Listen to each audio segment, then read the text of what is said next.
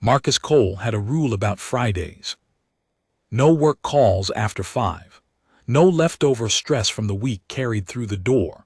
No rushing Lily through dinner so he could collapse on the couch faster.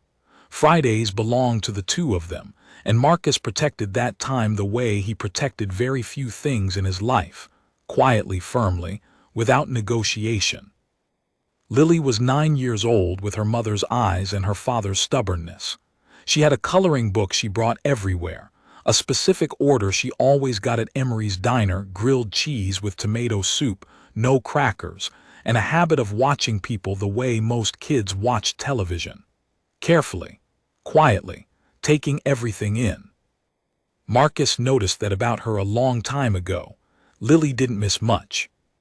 They arrived at the diner at 6:45, right as the Friday rush was settling into its comfortable noise. The smell hit them at the door, warm bread, coffee, something sweet from the kitchen. Lily walked ahead of him to their corner booth like she owned it. Marcus hung their coats on the hook at the end of the bench and sat across from her. She was already opening her coloring book before he finished sitting down. "What are you having?" she asked, even though she knew his answer. "Same as always. Meatloaf and mashed potatoes." "Meatloaf and mashed potatoes." She smiled without looking up. Marcus leaned back and let himself breathe. The diner was comfortable in the way that only old places could be. The booths were a faded red. The menu hadn't changed in 12 years. The staff knew regular customers by name and brought refills without being asked. Marcus had been coming here since before Lily was born. He had brought her mother here on their 3rd date. After his wife passed, when Lily was 4, this place became one of the few things that still felt the same. That mattered more than he ever said out loud. Their usual waitress, a young woman named Dana, came to take their order. She was cheerful and quick and called Lily Miss Lily in a way that always made the little girl sit up straighter. Marcus ordered his food, added a hot chocolate for Lily, and settled in. He noticed the woman at the far end of the counter first. She was maybe in her mid-30s, with dark hair pulled back and the kind of calm face that didn't quite match the busy energy around her. She was wearing a plain shirt, no uniform, no apron, but she moved through the space behind the counter the way someone moves through a room they own. Comfortable, unhurried.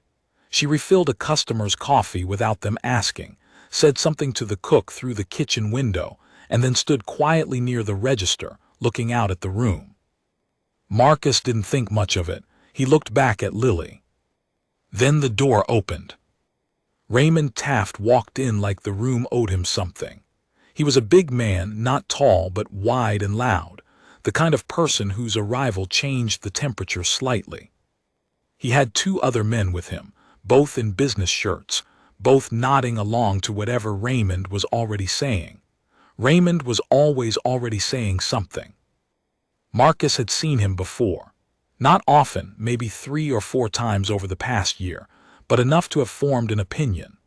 Raymond was the kind of man who called the host buddy in a tone that wasn't friendly, who waved at staff the way you wave at a slow driver, who treated public spaces like his own living room and other people like interruptions in it. He made his way to a table near the center of the room, a foretop that was already cleaned and set, and sat down before anyone showed him to it. His associates followed. He picked up the menu, held it open for 3 seconds, then set it face down like he had already made up his mind about everything. The young waitress who approached his table was not Dana. She was a quieter girl, maybe 22, with her hair in a braid. She smiled and introduced herself and asked if she could start them with some drinks. Raymond didn't look at her when she spoke. He looked at the menu. Then he said, loudly enough for the next table to hear, that he wanted to know why the specials board still had yesterday's items on it, and whether anyone actually ran this place. The girl's smile didn't break, but something behind it did. She apologized and said she would find out. Raymond waved his hand dismissively, like the conversation was already over. Marcus watched this. He looked at Lily. She was still coloring, but her crayon had slowed. The woman from behind the counter, The one Marcus had noticed walked over to Raymond's table herself. She moved with the same unhurried calm. She greeted Raymond by name, which meant she knew him, and she told him the specials board would be updated within the next few minutes. She asked if he and his guests were ready to order. Raymond looked at her the way some people look at a minor inconvenience. He ordered his food in a tone that suggested he was doing everyone a favor by being there. His associates ordered too. The woman Marcus still didn't know her name, wrote everything down, repeated the orders back clearly, and said it would be out shortly. She turned to walk away. "You know, the service here used to be better," Raymond said to his associates, but loud enough to be a statement rather than a private comment. One of the men laughed. The other looked slightly uncomfortable. The woman paused for just a moment. Then she walked to the kitchen without turning back. Marcus drank his coffee. Their food arrived. Lily ate her grilled cheese in the careful, methodical way she ate everything, pulling it apart at the seam first, eating the edges before the center. Marcus watched her and felt the specific quiet happiness that came from ordinary moments he knew he would remember. 15 minutes passed. Then Raymond's food arrived, brought by the same young waitress with the braid. She set the plates down carefully and asked if there was anything else they needed. Raymond looked at his plate. He looked at it for a long moment. Then he said the steak was not cooked the way he ordered it. The girl said she was sorry and offered to have it sent back to the kitchen. Raymond said she clearly hadn't been listening the first time, and that this was exactly the problem. Nobody here paid attention. The girl apologized again. She reached across the table to pick up his plate. And Raymond reached out and wrapped his hand around her wrist. Not hard, not in a way that anyone outside the table could have clearly defined as harmful, but firmly, stopping her, making a point without words. The girl froze. The table next to Raymond's went quiet. The couple in the booth behind Marcus stopped talking mid-sentence. The whole section did what rooms do in those moments. It held its breath and looked away. A man by the window suddenly needed to check his phone. A woman near the front stirred her coffee with great concentration. The host at the door found something interesting to organize behind the stand. Marcus felt Lily's hand stop moving on her coloring book. He looked at his daughter. She was looking directly at Raymond's table. Her crayon was still touching the page but not moving. She had the expression she got when she was deciding what something meant. Marcus set down his fork. He stood up. He didn't say anything to Lily. He didn't need to. He walked across the diner to Raymond's table and he stood at the edge of it, not aggressively, not with his chest out or his voice raised. He just stood there and he looked at Raymond and he said 2 words. "Let go." Raymond looked up at him. The table went very still. "Excuse me," Raymond said. "Let go of her arm," Marcus said. His voice was quiet. It was the kind of quiet that didn't need volume to land. Raymond laughed, the short, dismissive laugh of a man who didn't think he needed to take anyone seriously. He said something about minding his own business. His associates looked at their plates. Marcus didn't move. He didn't raise his voice. He didn't explain himself or offer a longer argument. He just stood there and waited, the way a person stands when they have already decided they are not going anywhere. Something shifted in Raymond's expression. The laugh faded. He looked at Marcus's face, at the complete lack of anger there, the complete lack of fear, and he released the girl's wrist. Marcus gave the girl a small nod. She picked up the plate and walked quickly toward the kitchen. Marcus looked at Raymond for one more second, and then he turned and walked back to his booth and sat down across from Lily. She was watching him. He picked up his fork and went back to his meatloaf. "Daddy," Lily said quietly. Why did you do that?" Marcus thought about it for a moment, because no one else was going to. Lily looked back at her grilled cheese. She pulled off another edge piece and ate it. Then she said, "Good," in a very small, very certain voice and went back to her coloring. 5 minutes later, a woman who had been sitting at the bar the entire time stood up. She was wearing a blazer over a simple top, and she carried herself with the directness of someone who asked questions for a living. She walked to Raymond's table and introduced herself by name and by profession. She was a journalist. She had been there for 3 consecutive Fridays. She said she had some questions she would like to ask him about this evening, and about some of the complaints she had been collecting from staff at various establishments over the past 4 months. Raymond's associates looked at each other. Raymond looked at the woman and said nothing useful. The calm woman, the one who had taken Raymond's order herself, walked over from behind the counter. She stood beside the journalist, and she looked at Raymond without any particular satisfaction, and without any anger. She looked at him the way you look at a problem you have already solved. She told Raymond that she was the owner of the restaurant. She told him she had been serving his table tonight herself, along with witnessing his behavior toward her staff, and that she had been doing so deliberately. She told him he was welcome to finish his meal, but that she would appreciate if he would speak with the journalist, and that she would be asking him not to return after tonight. Raymond started to object. His voice rose. He used the word lawsuit in the way people do when they don't actually know what that means in a given situation. But his associates were already pushing back their chairs. One of them said his name in a low, warning tone. The other just stood up and put on his jacket. Raymond left 6 minutes later. He left money on the table, which Marcus thought said something interesting about the specific way guilt works in people who won't admit to it. The diner exhaled. Conversations restarted. Forks touched plates again. The couple behind Marcus laughed at something. Dana brought Lily a piece of chocolate cake that hadn't been ordered, set it down with a wink, and disappeared before either of them could say thank you.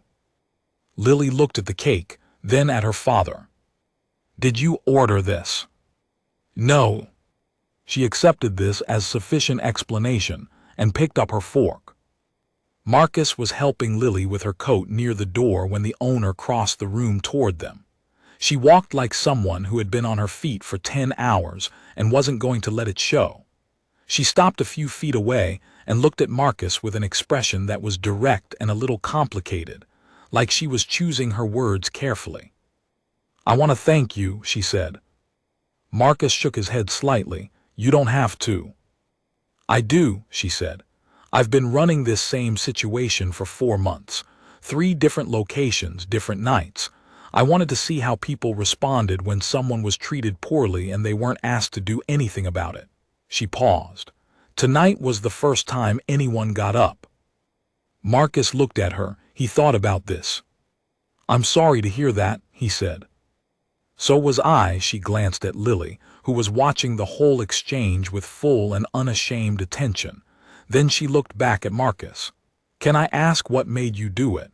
Most people decide it isn't their business." Marcus was quiet for a moment. He looked at his daughter. Lily looked back at him with those patient, observant eyes, her mother's eyes, and waited. "She was watching," Marcus said simply. He nodded toward Lily. "My daughter was watching, and I couldn't sit there and let her see a room full of adults decide that what was happening wasn't their problem." He picked up Lily's backpack from the bench. "I'm not trying to be anyone's example. I'm just trying to be hers." The owner looked at him for a long moment. Then she nodded once slowly, like something had confirmed itself. "I'm Claire," she said. She extended her hand. "Marcus," he shook it. She crouched down to Lily's level. "And you must be the one keeping him honest." Lily considered this with great seriousness. "I try," she said. Claire stood back up and smiled, a real smile, the first uncomplicated one Marcus had seen from her all evening. She told them their meal was on the house. Marcus thanked her and left the full amount on the table by the register on his way out. He didn't make a show of it. He just set the bills down and walked out into the cool night air with his daughter. The journalist's article ran the following Thursday. It was a thoughtful piece about the bystander effect, the well-documented tendency of people in groups to assume that someone else will handle a situation, until no one does. Claire was quoted at length about why she had run the experiment, about the staff member who had been treated poorly for months before Claire decided to do something deliberate about it, about the 31 people who had been present across 4 different evenings, and had, until Marcus, done nothing. Marcus was mentioned in 2 sentences near the middle of the piece. He had declined to be interviewed. The journalist wrote only that he was a father dining with his young daughter, and that he had stood up without being asked, without raising his voice, and without making it about himself.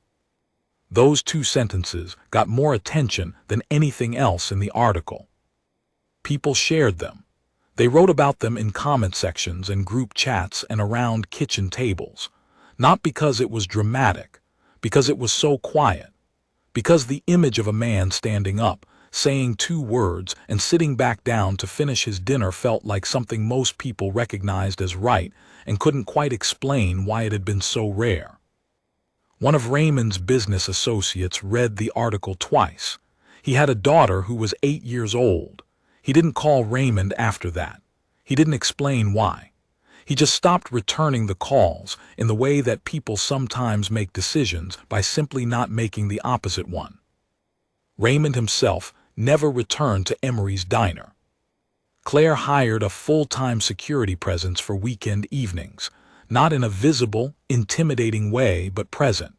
She also framed the journalist's article and hung it in the staff break room, not on the wall facing customers. It was for the people who worked there, not for anyone passing through. Marcus and Lily went back the following Friday, and the Friday after that. They sat in their corner booth. Lily ordered her grilled cheese with tomato soup and no crackers. Marcus ordered the meatloaf and mashed potatoes. Dana brought the hot chocolate without being asked. The coloring book came out. The week fell away. Claire came by once to drop off extra napkins, an excuse. They both understood. She and Marcus exchanged the kind of nod that doesn't require words. Lily looked up from her coloring long enough to give Claire a very serious wave, which Claire returned with equal seriousness. The bill, when it came, had a line through the total. Marcus left the full amount on the table anyway. He always would. He wasn't doing it to make a point. He wasn't doing it to be seen. He did it because it was what you did when someone gave you something. You didn't just take it and walk away. You acknowledged it. You showed that you understood its value. Small things done with that kind of consistency were, he had come to believe, how character actually showed itself. Not in the big moments. Not in the moments when people were watching and waiting for you to be brave. In the small ones, repeated, when no one was keeping score. Lily finished the last corner of her coloring page and held it up for him to see. It was a bird. Something between a sparrow and whatever a 9-year-old imagination decided birds could be, with colors that existed nowhere in nature, and a confidence of line that Marcus thought was wonderful. "Good?" she asked. He looked at it. "Really good," he said. She tore it carefully along the perforated edge, folded it once, and slid it across the table to him. He picked it up and put it in his jacket pocket. They put on their coats. They said goodbye to Dana. They walked out into the night, the little girl and her father, and they went home the same way they always did, together, unhurried, taking up exactly the right amount of space in the world.